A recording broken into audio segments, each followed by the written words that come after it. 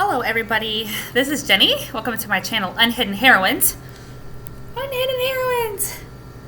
I am recording my first video here in Brazil, and I have so much to say, I'm not really sure where to start. So I'm just going to let myself flow. I had tried to make an outline of certain topics or certain points within this topic, but I would like to let things flow and just trust that Spirit will channel through me what needs to get out there to create content to help people. What do I really feel called to help with right now?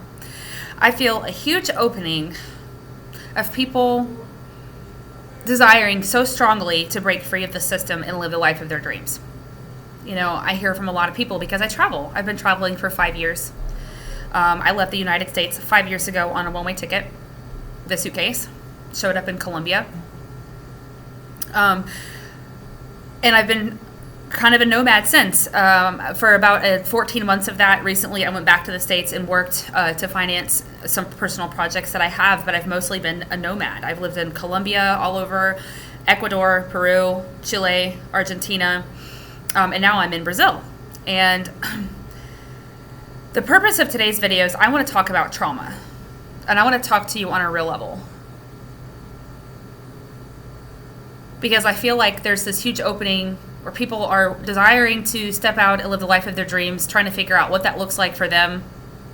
You know, we have so much influence on social media of people painting this false life, you know, Insta glory and Instagram, this and that. And they're not really being real. I can't say everyone, but the topic of trauma and how we perceive it as something that is so ugly. And it is so like, oh, that was a big part of me that I was like, oh, I don't want to deal with it. I don't want to talk about it. But really, me digging into my trauma and healing is the reason that I am now on the life of my dreams, in the life that I dreamt of having since I was a little girl. Ever since I was a little girl, I never really felt a sense of belonging anywhere. Not in the system, not with religion, not with whiteness, not with my family, not with political systems, not with United States culture. I just always felt like a fish out of water, and I was enthralled by other cultures and languages, and I dreamt of being an international saleswoman and being paid somehow, some way to just travel and document the way people live and let them impact me, and me just be a vessel in the world that I'm changing as I travel because of these wonderful things that other cultures impart to my life and to my spirit. And so this is a trauma trigger warning. Okay, I want to talk openly about my story.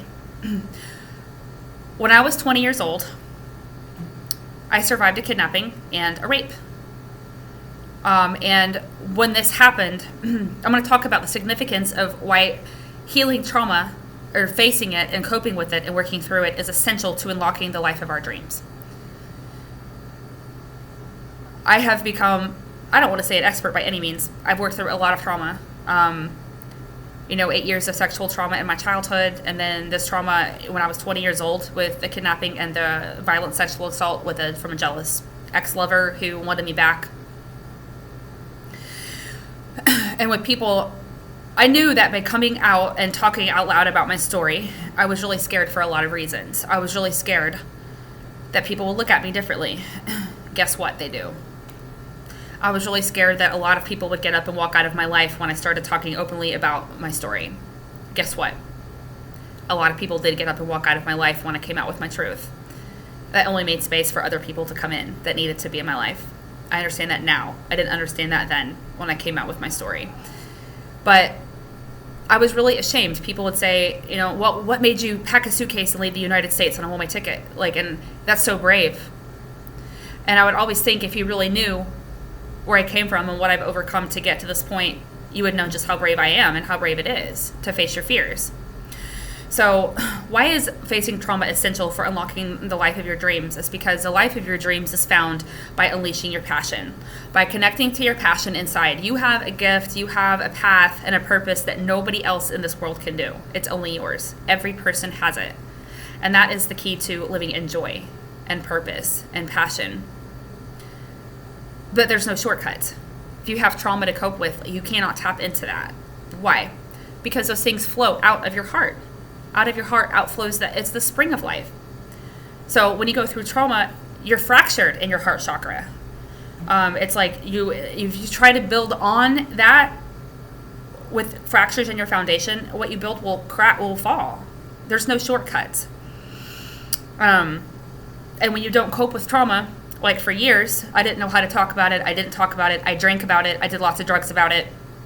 And I got to the point where my life was so painful because of the decisions that I was making that I had nowhere to go. Like I had a fork in the road. I had to choose. My light bulb moment was that. I was in a really dysfunctional relationship. Alcohol was a foundation of our relationship between me and her at that time.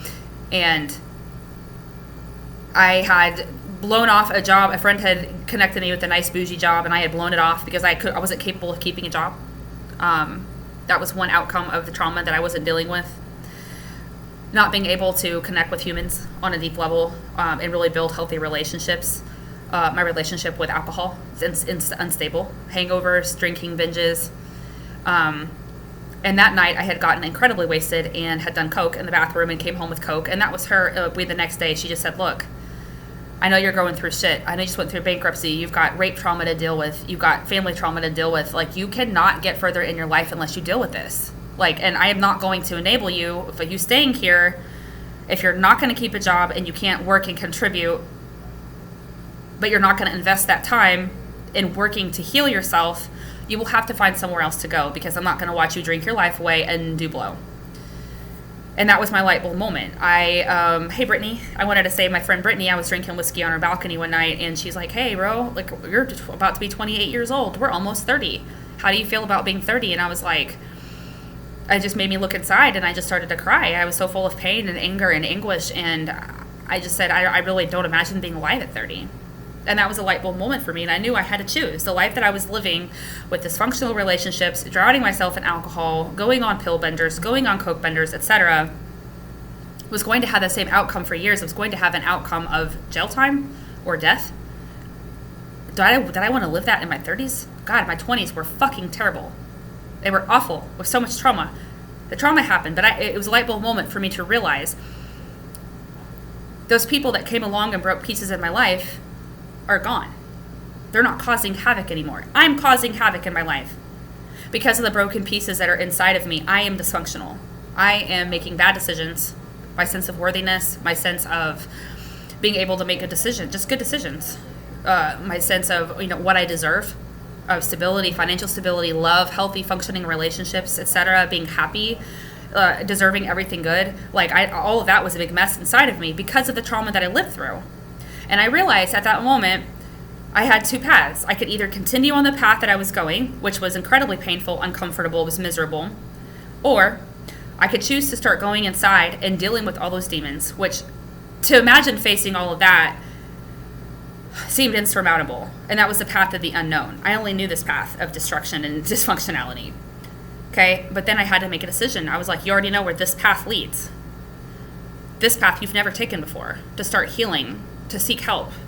Because I realized I didn't know how to face those things inside of me. I had never faced it. And it wasn't just my trauma, my kidnapping and my rape at 20 years old. It was also a significant trauma with my mother. 6 days before the kidnapping and the rape, I had found out that my mom and my boyfriend at that time were having an affair behind my back. And that was something that destroyed me in a way, like, that shattered me beyond what the rape and the kidnapping did 6 days after that. And that was how I was introduced to adulthood at 20. And then after that, what decisions ensued? Not wanting to feel, working two full-time, keeping as busy as possible to not want to listen or feel anything. That's when the drugs and the alcohol started heavily in my life. Dysfunctional relationships. I had a tendency to choose abusers. I kept an extra 80 pounds of weight on my body, which I realized later was just a cushion I put out there to keep myself safe from people in general, because I didn't trust anybody.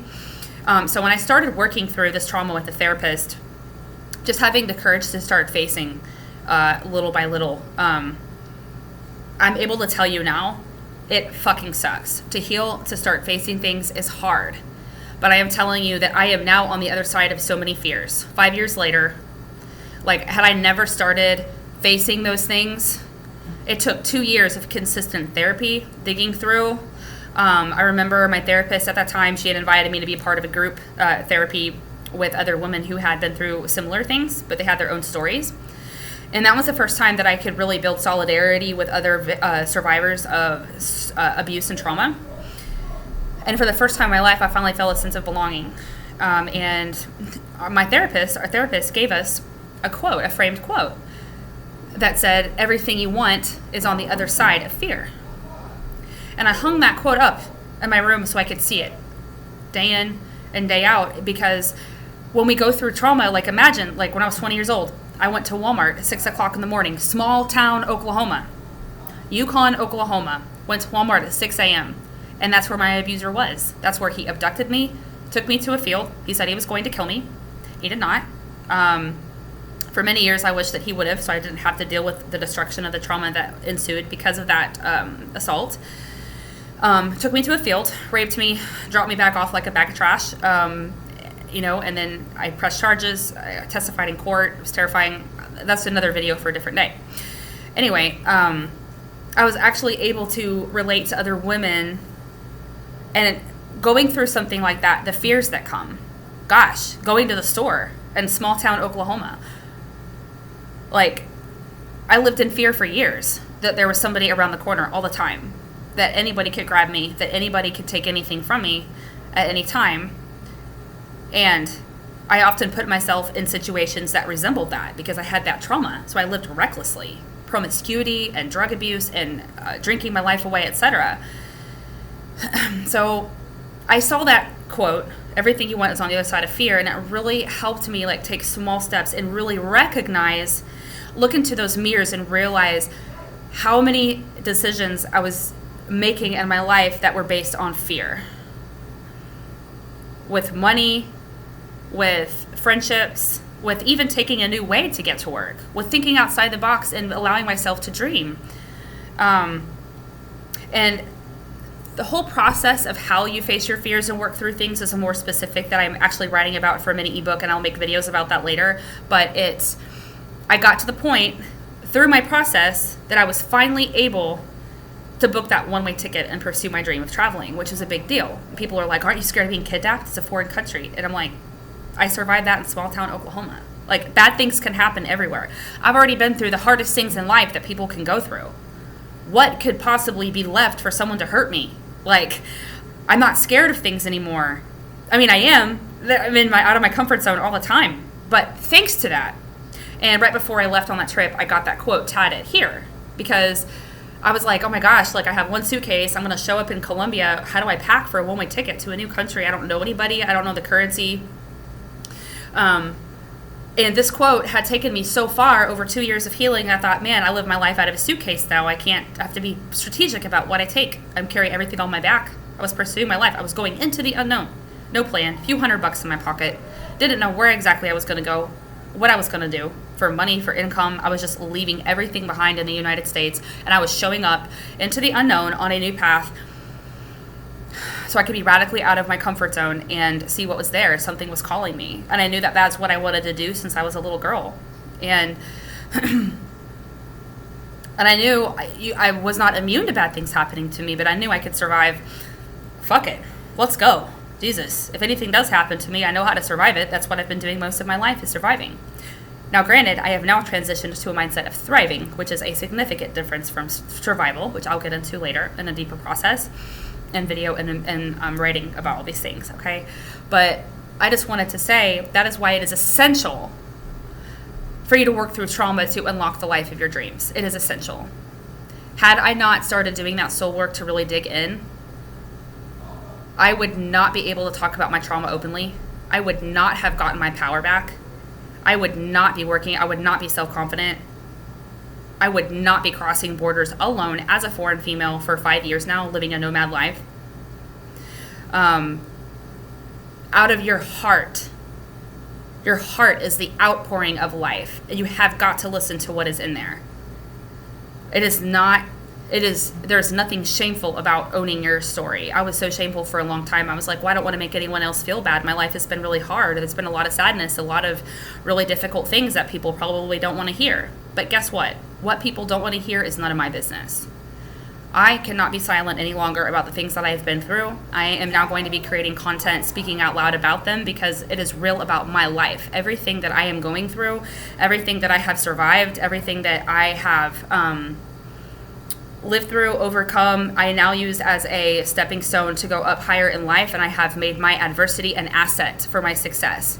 And I own it. I have made peace with every part of me. I love me. And if I can offer my processes publicly as an offering to help other people who don't know how to face what is inside of them, maybe I can help you unblock those things. Maybe it's just creating a safe space where you can openly talk about it, because that shame holds us back from being confident, from owning who we are. And I got to the point where I was like, why should I be ashamed of these things in my past, in my life? I didn't do them. They were done to me. Why do I have to live in agony? Why do I have to live in silence? Because I'm scared of what people will think about my abusers. Why do I have to live in silence? My life is beautiful. Like, I am not what happened to me. I am what I choose to become. A quote from Carl Jung.